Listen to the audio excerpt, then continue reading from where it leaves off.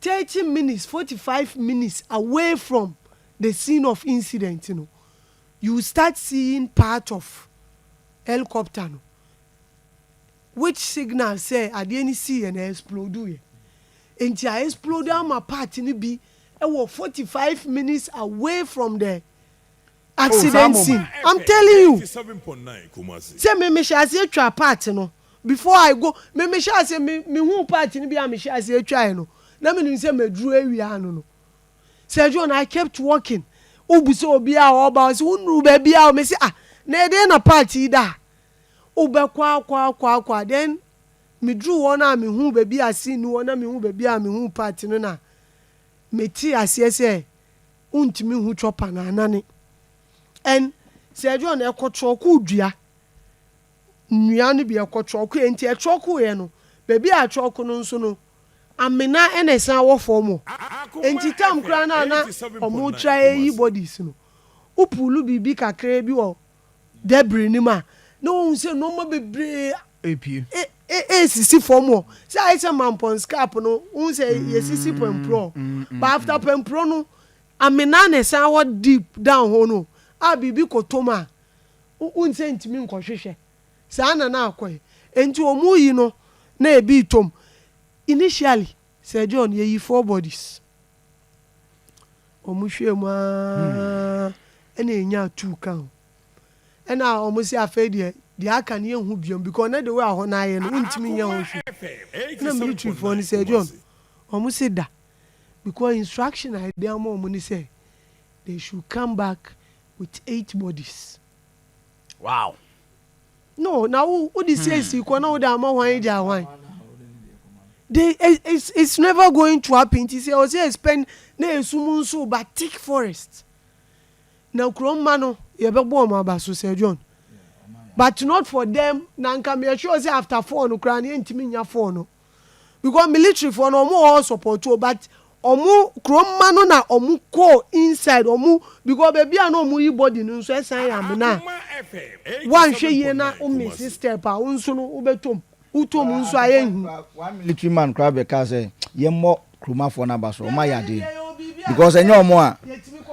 nke adwuma no be ebe dia amomo. Nke adwuma no be dia amomo. Obi bia o say enti edru ye na yesi minister say there be o say ye try na ehwe tu no. Ena esanti na say na kroma na say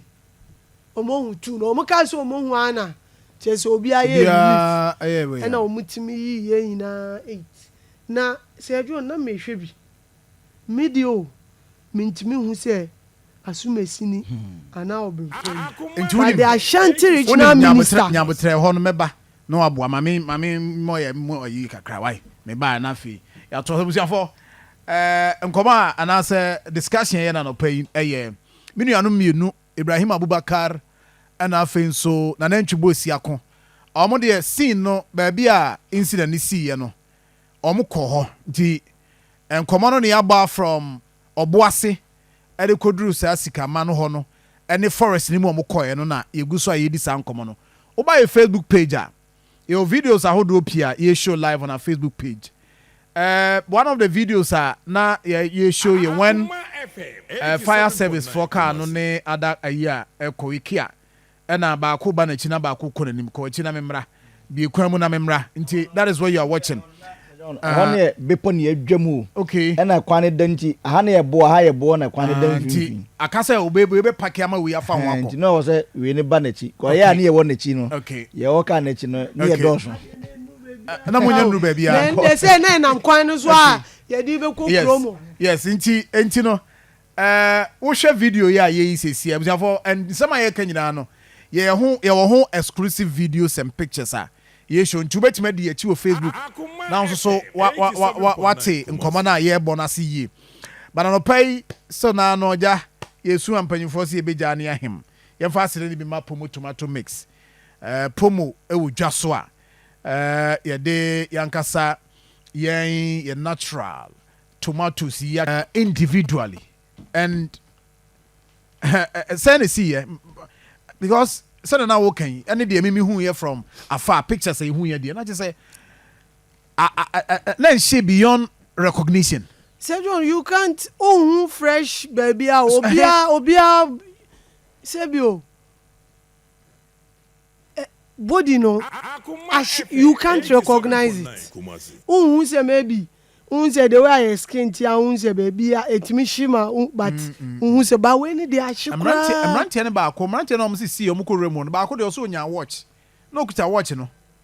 also ko watch no hu ye and I was me watching it. Sir John, can what sometimes I don't once we commend the community time now me from I kept asking myself see then you see a group of 3-4 omukura helicopter ni bi party ni bi omu di kofi o wisa so okwa dey so de koto meanwhile all these are exhibits e betimi abo investigation no me see me capture bebre videos bi am dey cho no omukura no me see me bi na wo kan we oyima na okura obi ebi onso a we say group obi afifa party bi a when na ye enye de wo see no because see no de omuntu kofa say the attitude alcohol spread the onwurem no and amanfo afifa omudi coffee enti de na say see anu ye hwe no which the regional minister ordered me nim say hu a okase ye ntraya na nhwehwe black box say play bia na helicopter ye wade bia friend black box ewom I say camera record bibia eno accident si na crash kwa eno nko ade etimi retrieve footages orange ade no orange na mom share na adane black we are hoping so be friend black obi nkofan eno na ye hwehwe ya and because ono ya minemu a no ma akogugum no eno na efri on ye hu ba me sure say the investigative team will have to go back but no because mbewura amenanim there so munya military rope ni bio na ye de asoso nnuam na omotimi e de akofom na omotimi asan ahwehwe na omotimi asan pi enti ye de bodies ni gu the bodies in begu me de me gina o me hwa me hu difference because enye say unhu nipa ne length na won say ya ye nim say Samuel Sapon giant enti maybe a length no kra na omugu a obetimi aka so oni ye but the regional minister was able to he was Mutalani honorable Mutalani emfane ntoa honorable Omani Buamani and I'm sure because of his expertise in the medical field say Mr. Atam kra na me refer a medical doctor so me I was wondering say now where then now the omo kase we ni emfane ntoa no how is he being able to identify them but later na mekai say onu kra no a medical practitioner for you know onim there enti 5 government officials in there otimi identify omo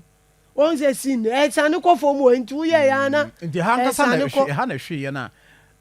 ayi na ana say ana melt enti otimi identify omo ina ma ye du omu gu bag im na say John social media among for me ti so mo kasa which genuine media for no so ye mu bi unse na bi mo kasa se bi o initially do mu bottle bag na ye ni body bag ana say John that time na heat na won body bag na de bi bai later mo so mo de bi na heat no na wo de gu body bag ne ma ebe na ne enti de no also mo ya ni se unse jute sack na ya emu edu enti eno na omo bagi obia but omo ma clear instruction but sometimes ya na ya so edi ya ma clear instruction say mo bie ntwa ho video na mom se bi o ye di maybe omo gu body bag nim in a dignified manner eno kra na ye di omo gu mu omo ka say still mo ntwa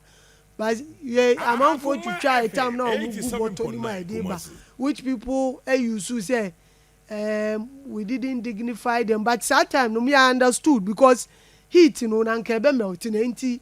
eventually it me see form e buy no e na ye di obi e share bodyguard bag ni na ambulance nso miensa e twen e na e di omugu mu na pa ye ba kumase e ba ye nso e bedru ye na casket e twen coffee no ya decorating the camera Ghana flag baby ana ye hide me so ombe fa na